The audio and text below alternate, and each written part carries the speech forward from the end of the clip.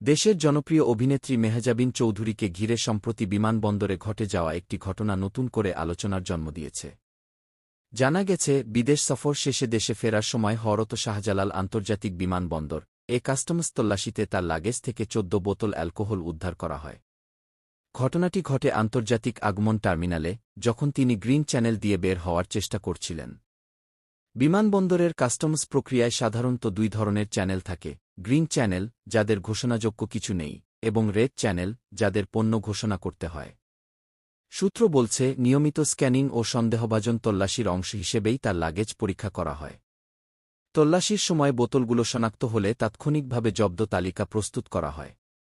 বাংলাদেশের কাস্টমস আইন ও মাদকদ্রব্য নিয়ন্ত্রণ আইন অনুযায়ী, নির্ধারিত সীমার বাইরে অ্যালকোহল বহন করা শুল্ক ফাঁকি বা অবৈধ আমদানির আওতায় পড়তে পারে। সাধারণত ব্যক্তিগত ব্যবহারের জন্য সীমিত পরিমাণ অ্যালকোহল অনুমোদিত থাকলেও অতিরিক্ত পরিমাণ হলে তা জব্দ করা হয় এবং প্রয়োজনে জরিমানা বা আইনি ব্যবস্থা নেওয়া হতে পারে। শাস্তির মাত্রা নির্ভর করে বহনের উদ্দেশ্য, পরিমাণ, পূর্ব ইতিহাস এবং তদন্তে প্রাপ্ত তথ্যের উপর। ঘটনার পর সামাজিক যোগাযোগ মাধ্যমে বিষয়টি ব্যাপক আলোচনার জন্ম দেয়। অনেকেই প্রশ্ন তুলেছেন, আইন কি সবার ক্ষেত্রে সমানভাবে প্রয়োগ হচ্ছে? আবার কেউ কেউ মনে করছেন, এটি একটি প্রশাসনিক প্রক্রিয়া মাত্র এবং প্রয়োজনীয় কাগজপত্র সম্পন্ন করেই বিষয়টি নিষ্পত্তি হতে পারে। কাস্টমস সংশ্লিষ্ট একটি সূত্র জানিয়েছে, জব্দকৃত পণ্যের তালিকা প্রস্তুত করে তা সংশ্লিষ্ট শাখায় পাঠানো হয়েছে। পরবর্তী পদক্ষেপ হিসেবে জরিমানা, শুল্ক আদায় অথবা প্রয়োজন হলে মামলা দায়েরের বিষয়টি বিবেচনা করা হতে পারে।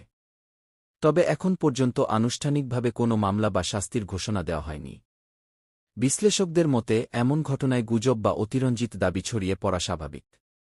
কিন্তু চূড়ান্ত সিদ্ধান্ত নির্ভর করে তদন্ত ও প্রশাসনিক প্রক্রিয়ার উপর। সব মিলিয়ে বিষয়টি এখনও প্রক্রিয়াধীন এবং কর্তৃপক্ষের আনুষ্ঠানিক ব্যাখ্যার অপেক্ষায় রয়েছে সংশ্লিষ্ট সবাই।